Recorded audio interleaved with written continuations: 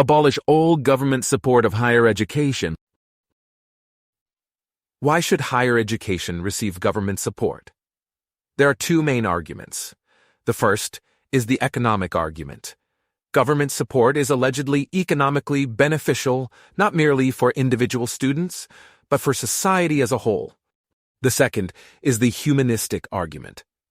Economic effects aside, government support is vital for the promotion of intrinsically valuable ideas, culture, and values.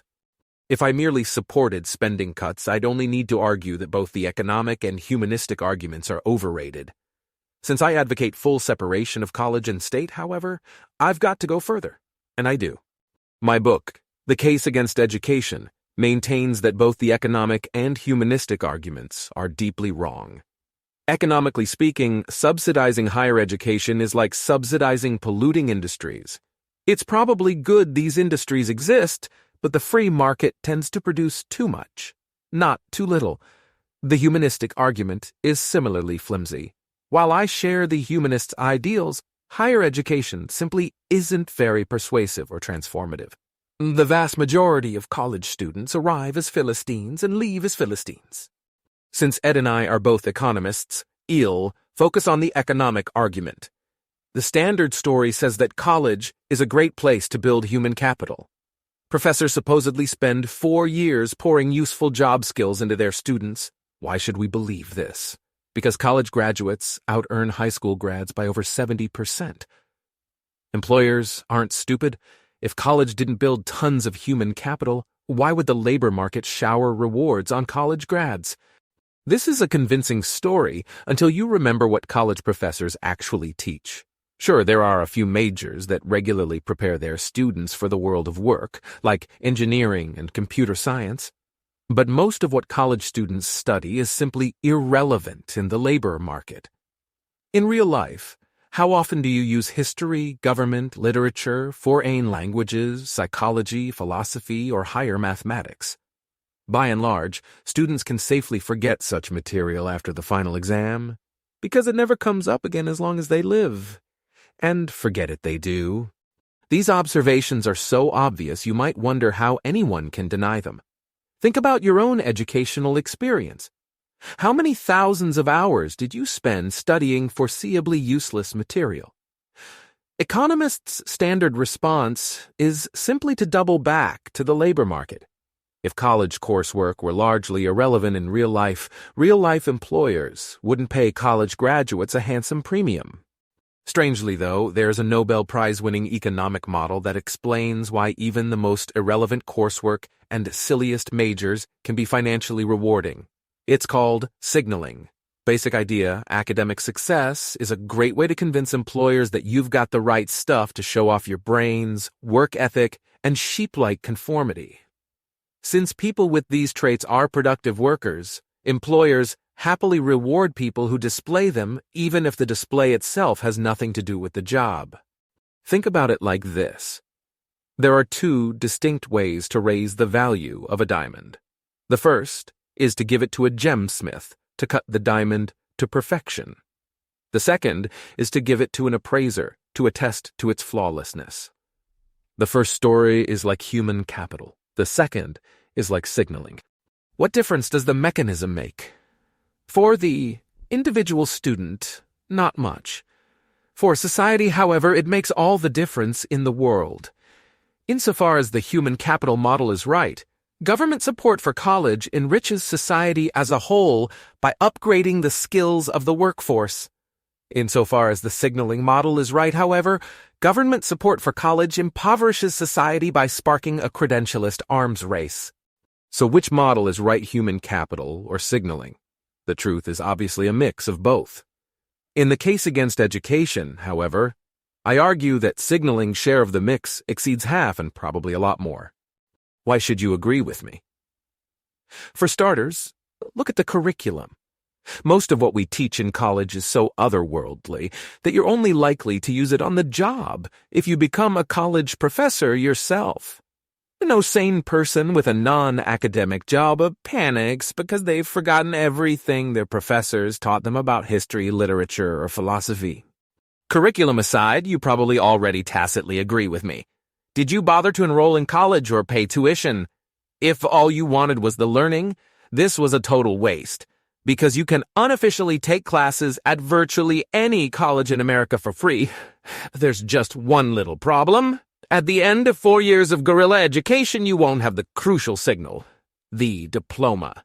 Hence, unofficial education barely exists. Suppose you could have a Princeton education without the diploma or a Princeton diploma without the education. Which would you choose? If you have to ponder, you already believe in the power of signaling. By contrast, if you were stranded on an island and had to choose between knowledge of boat building and a boat building degree, you wouldn't ponder. When you face the labor market, it's important to be impressive. When you face the ocean, all that matters is skill.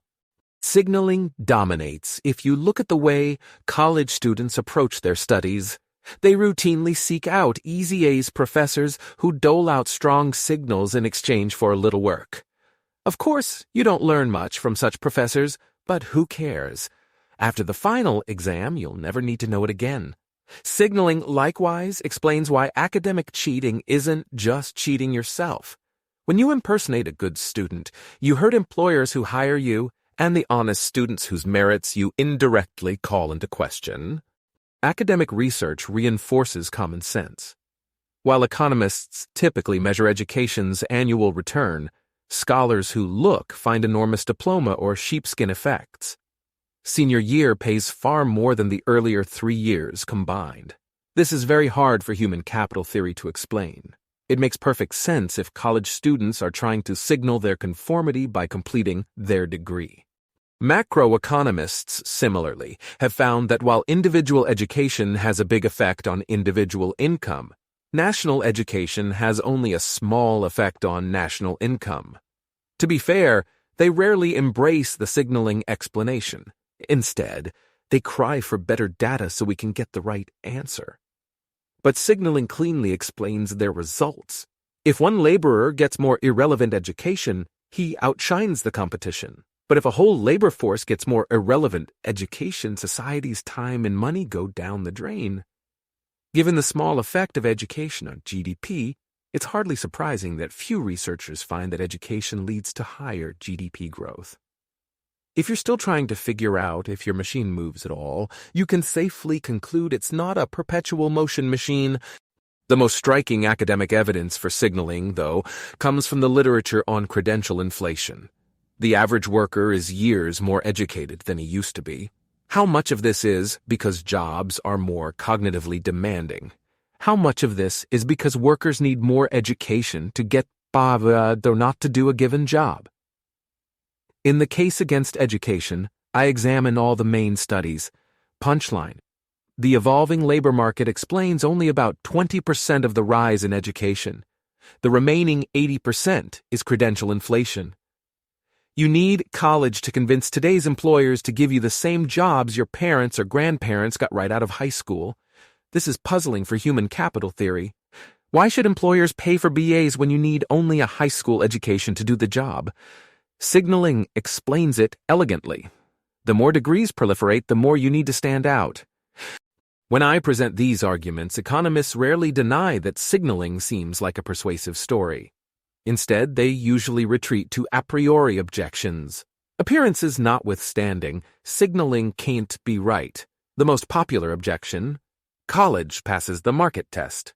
If it were mostly signaling, someone would have figured out a cheaper signal long ago. But this is crazy. Higher education receives hundreds of billions of dollars of taxpayer support every year, a classic sign that it fails the market test. There are probably plenty of socially cheaper forms of labor market signaling, but as long as the massive subsidies continue, the substitutes will remain on the fringes. The easiest way to discover good alternatives is to end government support for higher ed and see what comes next. At this point, you could respond, sure, education is mostly signaling.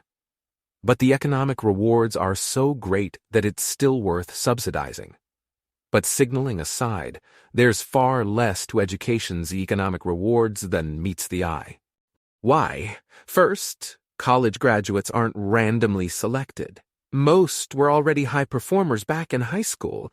If they hadn't gone to college, they probably would have been fairly successful anyway.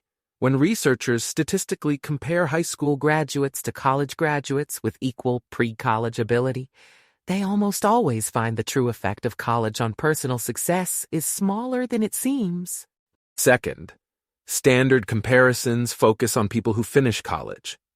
But this is cheating, because the college graduation rate for full-time students is about 50%. When you weigh college as an investment, this slashes the expected return. A debate is admittedly not a great place to do arithmetic.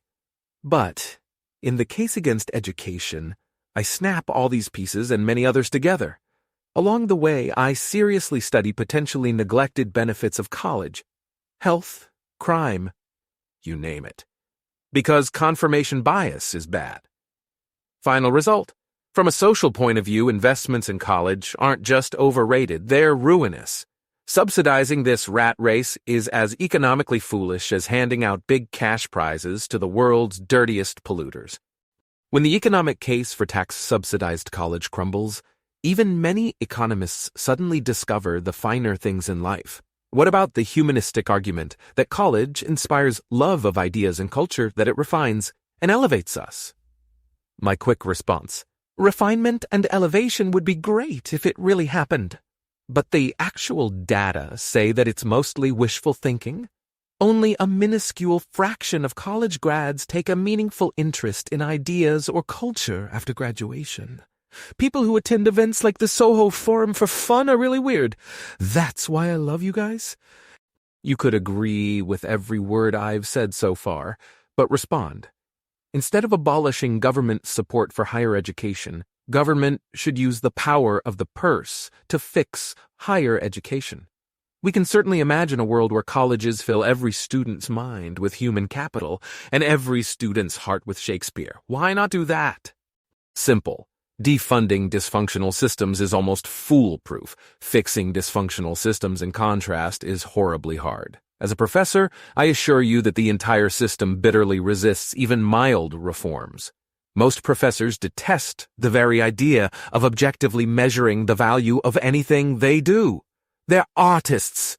You can't deal with these people, and it's foolish to try. If someone says, "Sorry for wasting trillions of tax dollars, but we did a few good things," and well, spend your money wisely from now on, the prudent reaction is to draw a line in the sand and say, "You're fired."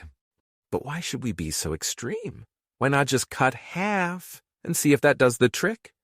Pragmatically speaking, abolition is far more transparent. The scope of partial reforms is always confusing and debatable. When you separate college and state, it's clear-cut.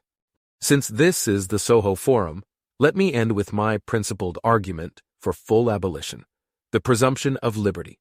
I know there's a wide range of libertarian views. In fact, there's one libertarian view per libertarian, but we should all be able to agree that the burden of proof rests on the advocates of government intervention. If politicians are going to take our money without our consent, they should at least have solid proof that the money is very well spent. Government support for colleges does not meet that bar, not even close. May 15, 2018.